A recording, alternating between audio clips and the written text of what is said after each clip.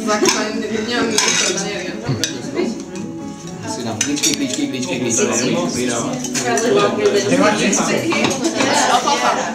Slouží to neby syrový nebo ne? Klíčky? Ty jedný asi určitě. Cože? No ne, ale nezabije tě to, no, ale... To bude pasterizovaný. Ty velký nejsou. Dobrý, vyřešený. Ty velký s mandlema nejsou. Koľko veľa toho šalátu?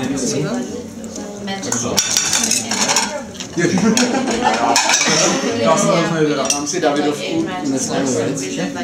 To je, daje sa fajný sírik. To je koľko veľa šalátu? Slnečnicový. Někdo? Z toho je Někdo nemá salát? Ne. Ja som známy tým, že koľko to solí, to je jasné. Nechceš... Ja som... Karol. Nechceš salát? Čo? Dám si menu. Karol. Mám pocit, že už... On si dá na to. Všichni mají, že? Dej mu to na ten balík. Ale jenom... Ja, mám to Málo jenom. Jo? Počkej, tak já ještě mám. tu má ešte klá paprika, hej. To jsem mohl dát rovnou na to. Dobrý, jo? Ale radšej, jak to Může doplnit mě zase. Robíš? Karol, ja som solitarián.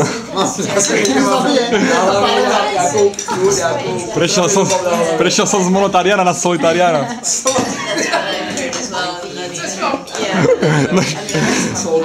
Základ je soj, ne? Sol nad zlato, sol nad jedlo. Sol nad banány. Ti dá všechno, co potřebuješ. Hej, kde sa hrá do láska? To je spálené? Jo, tak si na lásku začni solit. Nevím, ale myslím, že je jednozemka. A galínia to máte.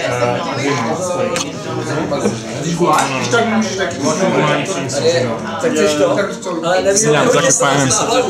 to hodím na záda, ne? Já už nechci. Ale mne to nevadí. No sa pozrieme, čo tu máme na tom stole. Toľko veci. Kameruješ? Hej. Toto je to, toto je To je para? para, To ořechy. je, neviem. To sú para orechy? Para ořechy, no. Okej, fajne To rozmixované. je sezam, nie? Toto sú... Sezam, pardon. Nie, toto je sezam. Sezam, sezam. Ja počkaj, ochutnám. No však ja viem. To je sezam. Tisíce chutí. Sezam na 100%.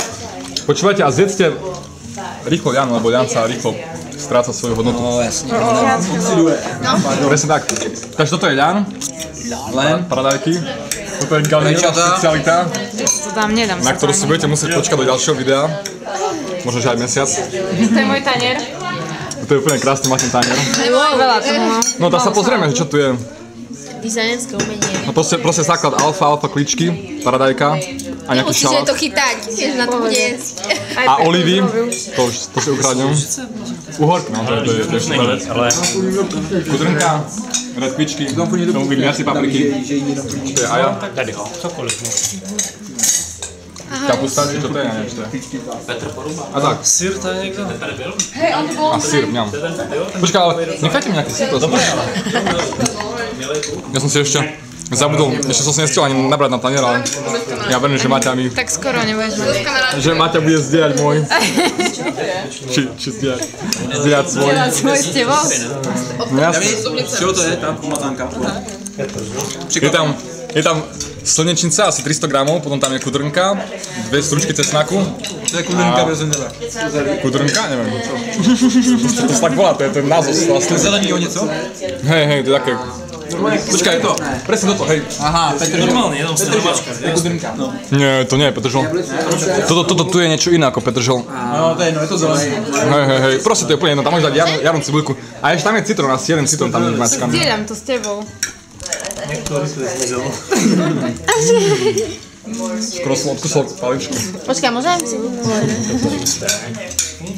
povedať? No. Tá... By som chcel ešte povedať pár slov s Maťou. No Maťa, čo chceš povedať? Pretože ja sa hámim pred kamerou. Niečo odrazím. Teraz asi víš. Ja si myslím, teď Zaželám dobrý chuť. Ďakujem. A nech ti to trávi. Tu je naša celebrita. Máš niečo povedať? Do videa? Teraz asi nie. Jak je one. No ja som len chcel povedať, že toto tu je proste, dá sa povedať, že vegetariánska večera, čiže zo surovej stravy a je to úplne to najzdravšie, čo môžete jesť v Dúfam, že si nestlačila spúšť. Neviem. Jedna z najzdravších vecí na svete a je super jesť také syté večere, také večer, akože na večeru, pretože máme niekoľko hodín pred spánkom a potom aj celú noc, aby sme to strávili. A zvyšok dňa jesť ovoci, ktoré nás bude energetizovať a ešte zdravšie je to, keď ste v kruhu priateľov. To je úplne najlepšie. Zdieľajú s vami. Pocitné. Človek je tvor sociálny a treba sa socializovať, netreba sa hambiť. A to je lepšie, potom chutí, lepšie vám to trávi, keď jete to zrať, ak to lásku medzi ostatnými ľuďmi, nie? Najlepšie to je, keď vám druhý to pripravia a vy iba prídete a to zjete. To je úplne najlepšie. A ešte lepšie, keď ťa aj krmia. Nebudem sa sťažovať, čo? Surová strava je taká jednoduchá, najjednoduchšia vec na svete. Já na takovýhle mega akce moc nejsem, A je to aby to zase najzdravšie vec na svete. Nekameruj, jak to robím. Lebo to nevieš. Čiže, kamaráti, jeste surovú stravu. Keď ste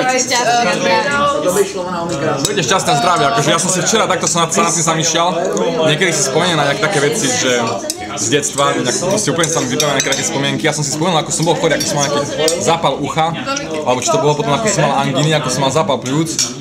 A teploty proste, ako som v škole smrkal. A toto všetko sa mi vybavilo a zase taký hnev do mňa vošiel, že toľko vecí som si musel pretrpiť a úplne zbytočne proste. Mohol som celý život jesť zdravú stravu a nikdy by si nemusel byť chorý, nejaké utrpenie, nič ma nemusel nikdy bolieť proste. Nejaká noha, nejaké ucho, nikde píchať.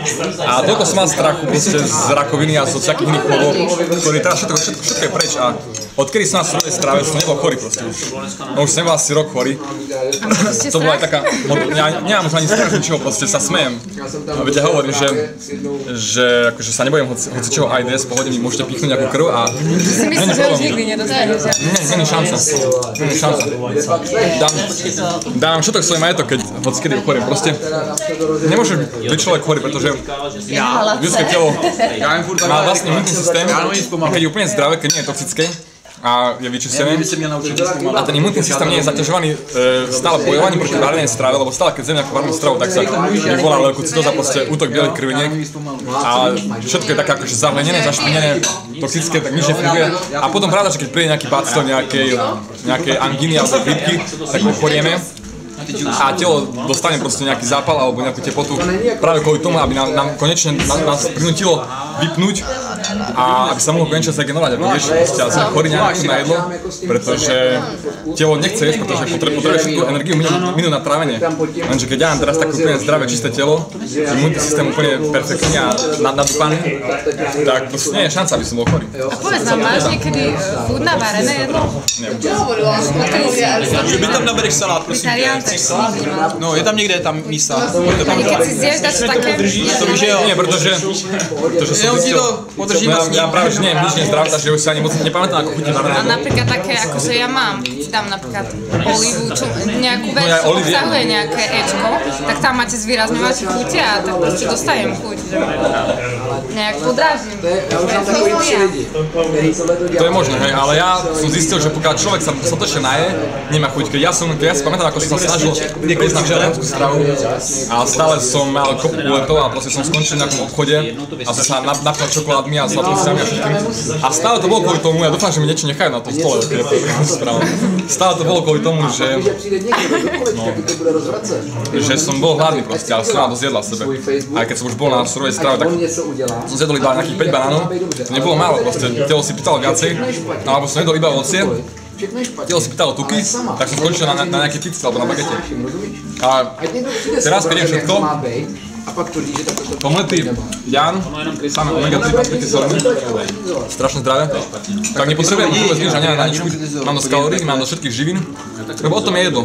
O energii z karbohydrátov, proteínov, tukov a potom od tých mikronutrientov, proste vitamíny, minerálne látky, stopové prvky a tak ďalej. A keď toto všetko sa naučíme jesť z surovej stravy, čo je úplne ľahké, de facto v tomto šaláte je všetko. Tu je úplne všetko, čo človek potrebuje. Keď si dáte trochu času a si proste napíšete to zloženie tých vecí, čo tu dáte, tak tam je úplne všetko. Možno, že okrem nejaké B12 a vitamínu D, ale to je nejaká iná kapitola. Tak potom človek nepotrebuje vôbec nič. A je šťastný, zdravý. nemá nejaké proste negatívne energie zo zvierat, z toho utrpenia. Že? Nepotrebuje sa na Facebooku hádať s Karelom, jak šalený, pretože proste je spokojný. Začne proste z jeho srdca prúdiť láska a proste takéto väčšie šťastie. Nechce si tam. Nemá problém. No ukáž nám, akú máš fajnú pocity. Dal som si tam úplne všechno, ešte tady to si tam dal. Hej. Dobre, no, kamaráti, idem preč, lebo chcem sa ja najesť a sa bojím, že mi nič neostane. Takže sa majte krásne a tešíme sa na stretnutie aj s vami. Ako to bol teraz Peťo z Trenčína.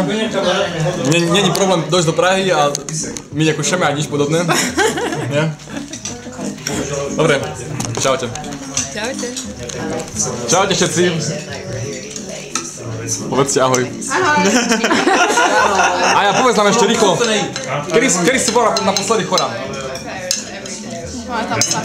Bolo to tak 4 roky? No, môže byť. Karla, kedy si bola naposledy chorý? 2 roky. Odkedy si na zdroje strave? 0. David, kedy si bol naposledy chorý? Když jsem se debil nechal přemluvit a šel jsem na očkování.